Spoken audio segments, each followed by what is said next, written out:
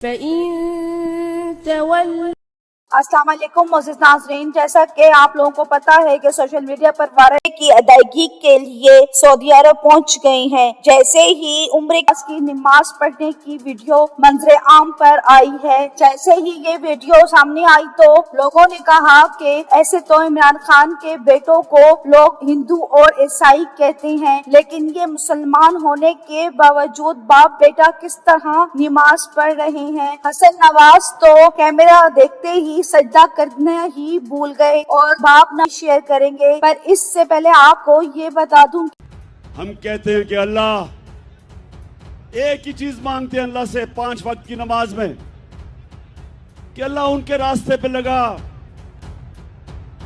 جن کو تو نے نعمتیں بخشی، ان کے راستے پہ نہ لگا جو تباہی کے راستے پہ۔